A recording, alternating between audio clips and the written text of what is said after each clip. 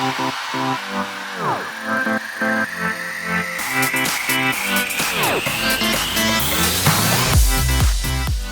guys, welcome back to our channel. I'm Ebony and I'm Erica, and for today's video we are doing the second installment of How She Grew, and this time we are featuring Shelli'S. Her Instagram handle is Hairscapades, and I found her another IG hair account and I was like, oh my gosh, I love her hair. I have to find her real account. So I'll have her actual Instagram account linked below because you guys have to check her out. Her hair is long, beautiful, and beautifully gray.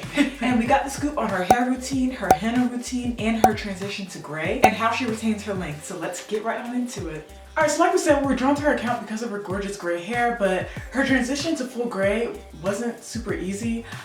She did mention that her family grays early. She explained that her sister went gray in her 20s, so it's definitely a genetic thing. And we know some people who are going gray too. Yeah. Like our roommate, he has some gray hairs too. And he's like still in his 20s. Yeah, he's 29. So yeah, we know a lot of people who are going gray, and some of them are like fully embracing it. So I feel like gray is a trend. I don't know. It is. Yeah. I mean, it's beautiful to me if you can do it right.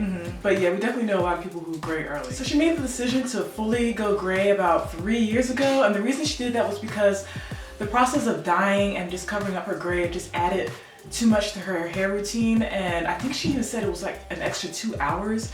And she has a young daughter, so she figured that that time that she spent, you know, doing her hair and covering her gray, that extra time could be spent, you know, with her daughter. You know, she's young, so she's growing up, so she wanted to spend more time with her daughter, which is fine, which is cool. So I actually applaud her for doing that and everything, but yeah, that 2 hours was just too much for her. Again, the transition was not easy for her. She constantly posted about thinking about going back to dyeing her hair. She was just wrestling with that thought, going back and forth, should I do it, should I not? She even shared that sometimes she was mistaken for her daughter's grandmother, and that almost made her go back to dyeing her hair, but she stood her ground, and as of like June 2017, she hasn't looked back or dyed her hair since. So a lot of you are probably wondering what the transition was like, and before we get into that, we just want to say that she was very much into henna. She used henna to strengthen her hair and cover her grays, and to also keep a consistent curl pattern. She actually has a whole blog dedicated to that in detail. We'll have that listed down below, the link to that, so you guys can check that out. But she just goes into the whole process about her henna and indigo routine. Detailed. Yeah, very, very detailed, so you guys can check that out below. Yeah, especially if you're into henna, or if you're learning about henna or thinking about doing henna. And that's us too. Yeah, she has that covered. I will say that the henna that she used was Jamila and Dulhan. I don't know if I'm pronouncing those right, but if you guys have heard, I've never heard of that. Actually, I'm not really that well versed in henna anyway, but I will have those linked below. But she swear by that henna and everything, and henna actually loosened her curl pattern, so she'll only use henna at the front of her hair, like the top parts of her hair where the gray was coming in, and that would again loosen her curl pattern, and it will turn her gray kind of red. And then she would use like an indigo, a henna indigo for the back of her hair, which would turn her hair black. She didn't want her hair all red, and she didn't want like red streaks or anything, so the rest of her hair was just black and everything, and it just made her curl pattern consistent. But again, check out the blog post. It is heavily detailed. It's a little hard to explain here, but she mentions everything, she links everything, and it's just a whole blog post of her steps. So. Yeah, because I think you guys are getting a little picture. I am too, with the red hair. Yeah, pictures. She has pictures too. So yeah, pictures on the video. But yeah, just check out that blog post. Everything is just listed there. All right, so once she decided to quit her dyeing process and just start her transition, she was faced with a texture problem. The grays on the front of her hair was a lot coarser than the back of her hair, so she was dealing with those two textures. Although it took everything in her not to go back to henna, she did find solutions that made it easier to transition. All right, so the first solution was like a product mix, and it kept her recolored hair moisturized and less frizzy. And the product she combined to help that was the Kinky Curly Not Today leave-in, and then she combined that with a DIY mixture of Vaseline and the Eco Styler olive oil gel. So she put that all together, and that helped her hair.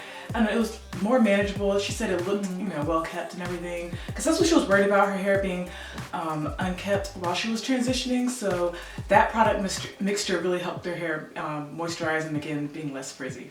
Another product that she gravitated towards during her transition was the Rue Fancy Full Instant Color Mousse. She swears by this because it just slightly covers her gray instead of just like full on changing her hair color. And actually it's a good product for anybody thinking about transitioning. Yeah, she said you can still see the gray a little bit, but like again, it was just a temporary, like it was slightly hiding the gray, so it wasn't changing it, like the dye would change it, or dye or henna would change it. So yeah, like she said, anybody that's transitioning, I'll have that link below. I don't know if she said it might be discontinued. One of those products might be discontinued, but I'll try to find it on Amazon, I'm sure. Yeah, Amazon has everything. Or it's like the dupe or something. Yeah.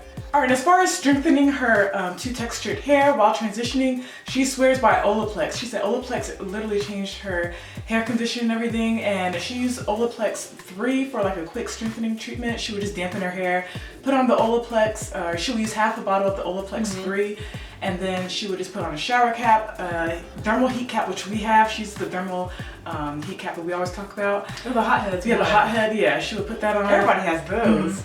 And then she'll leave that on for about 30 minutes. So that was like a good strengthening treatment. She also uses Olaplex 3 through 5. She used Olaplex 3 as a pre-poo treatment, Olaplex 4 as shampoo, and Olaplex 5 to condition.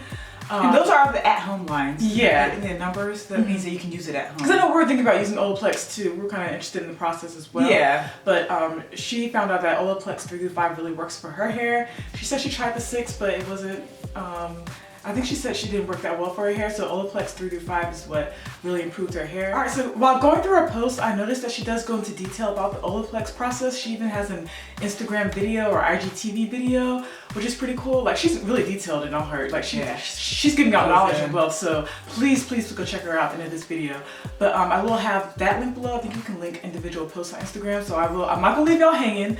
I'll have everything linked below because it's very, very, very detailed. So after learning about Shelli'S grombre transition, that's what she likes to call it. I'm guessing gray, ombre. Yeah, so yeah, that's pretty kind of clever.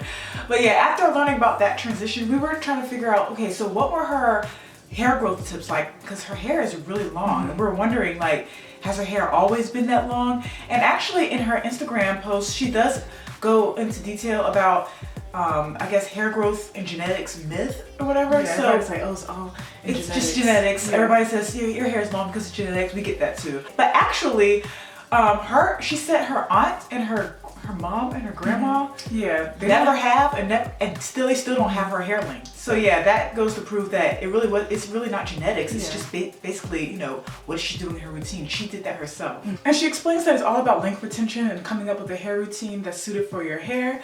So she did have a blog post on her hair retention tips, and the 3 themes around her hair retention tips are moisturizing, protecting, and strengthening. So before we get into her length retention breakdown, this is really cool. What she uses to blow dry her hair is the Rev Air blow dryer. And we're so excited, guys, because we actually use the Rev Air too. Yeah, I saw a clip of her using it. I was like, I want to use it too. I know. It's a blow dryer that just kind of sucks your hair dry. They use reverse air technology, and we use it too because we are not very great with blow dryers. So we saw that, we were like, yeah, Rev Air is the truth. Like, if she can blow dry her hair is longer than ours. You can tell that Rev Air really works. Okay, so for moisturizing, she uses either coconut oil or Vatica, which is like a Ayurvedic mixture of oils and stuff. And then she applies a leave-in, and then she seals it with an oil. And for protection, she's not really talking protective style. She's more along the lines of, you know, like finger detangling, sleeping on satin, which is what we do. We preach that. What else? Oh, using gentle hair tools. She's being gentle with your hair. You know, just simple stuff like that. I don't think she does a lot of protective styles. Yeah, and then for strengthening, she's more talking about like protein treatments. She stresses protein treatments.